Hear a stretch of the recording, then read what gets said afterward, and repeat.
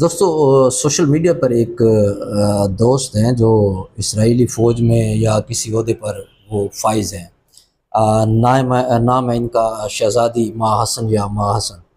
انہوں نے کچھ سوالات اٹھائے، ان کا جواب لکھ کر دینا میرے لیے ممکن نہیں تھا، تو اس ویڈیو کی مدد سے میں کچھ عرض کر دیتا ہوں کہ وہ کیا بات تھی۔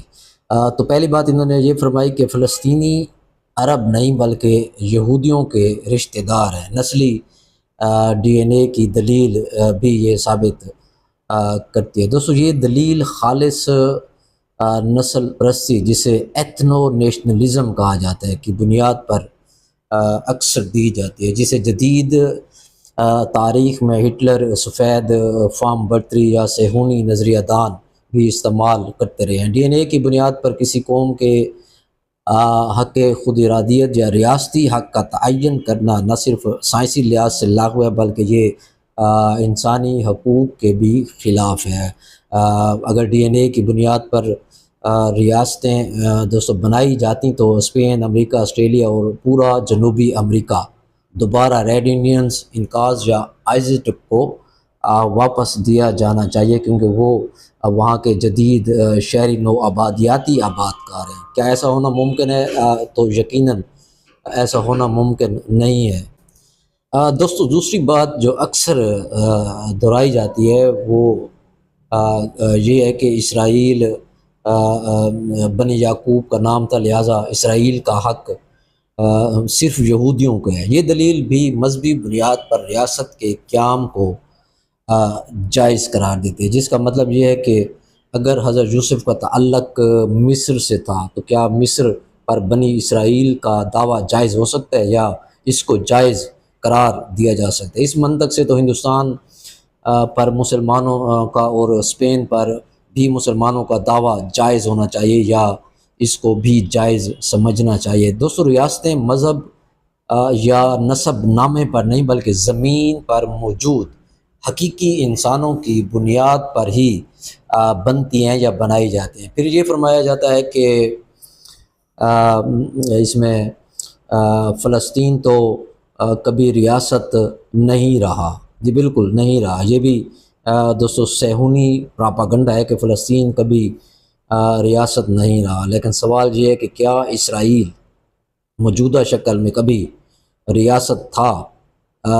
یہودیوں نے بھی کبھی جدید ریاست کی صورت میں اقتدار حاصل نہیں کیا تھا، نہ ہی 3000 سال پرانی کوئی مملکت آج کے بین الاقوامی اصولوں کے تحت کسی ملک کو دوستو دی جا سکتی ہے۔ اس کی مثال اگر ہم لیں تو آسٹریلیا، نیوزی لینڈ اور امریکہ میں بھی مقامی ریاستیں نہیں تھیں، تو کیا ان زمینوں کو بھی کسی اور کو دینا چاہیے یا دیا جا سکتا ہے؟ ریاست کی موجودگی کا مطلب بین الاقوامی قوانین کے تحت اقوام کی خود ارادیت ہے، نہ کہ 3000 سال پرانے دعوے۔ پھر وہی ہولوکاسٹ کی دوستو مظلومیت کا رونا رویا جاتا ہے کہ ایسی نسل کشی یا ہولوکاسٹ تو فلسطین میں بھی دوستو ہو رہا ہے، اور وہ جو کر رہے ہیں وہ خود ان کے ساتھ ہو چکا ہے۔ یہ انتہائی غیر اخلاقی اور سنگ دلانہ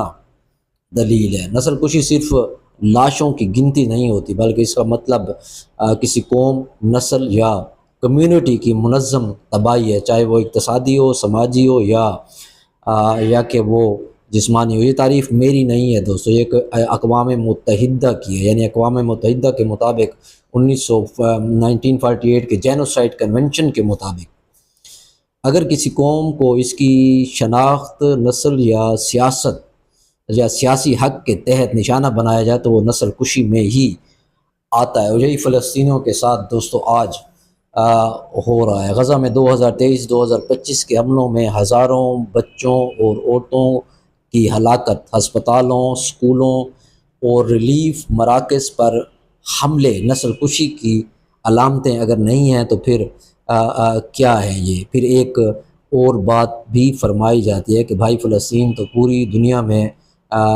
بکھرے ہوئے ہیں، لہٰذا انہیں وطن کی ضرورت نہیں ہے۔ یہ دلیل بھی اخلاقی دیوالیہ پن کا ثبوت ہے۔ کیا اس منطق سے یہودیوں کو بھی اسرائیل سے نکال دینا چاہیے، کیونکہ وہ بھی پوری دنیا میں موجود ہیں، یا کشمیریوں کو ان کے حق خود ارادیت سے محروم کر دینا چاہیے، کیونکہ کچھ دبئی یا لندن میں ہیں جناب بکھر جانا ظلم کا ثبوت ہوتا ہے، نہ کہ وطن کے چھن جانے کی یہ دلیل بن سکتی ہے۔ یعنی ہٹلر کی نسل کشی اصلی تھی اور فلسطینی نسل کشی جو ہے وہ جعلی ہے۔ ہولوکاسٹ ایک تاریخی ثانیہ ہے جس پر افسوس لازم ہے، لیکن اس ثانیہ کو بنیاد بنا کر فلسطینیوں کی نسل کشی کو جعلی قرار دینا نہ صرف نری بے حسی بلکہ خود ہولوکاسٹ کے متاثرین کی یاد سے غداری ہے۔ بہت سے ایسے افراد جو ہولوکاسٹ یا ہٹلر سے بچ گئے تھے، وہ آج بھی فلسطین کے حق میں آواز آپ کو بلند کرتے ہوئے نظر آتے ہیں۔ مثال کے طور پر نورمن فینکلسٹین اور نوم چومسکی خود فلسطینیوں پر ہونے والے مظالم کے خلاف دوستو آواز بھی بلند کرتے رہتے ہیں۔ تو محترمہ، جو مضمون جو آپ نے کمنٹ میں لکھا ہے وہ دراصل صہیونی بیانیے کو عوامی سطح پر نرم الفاظ میں بیچنے کی ایک کوشش ہے۔ فلسطینیوں کی شناخت، ان کا وجود، ان کی قربانیوں یا ان کی قربانیاں سب کو مسخ کرنے کی جدوجہد کو غیر قانونی ثابت کرنے کی ایک مہم کا حصہ ہے۔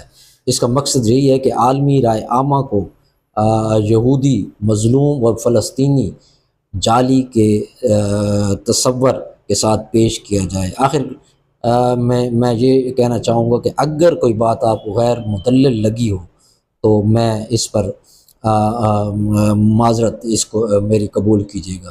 بہت شکریہ۔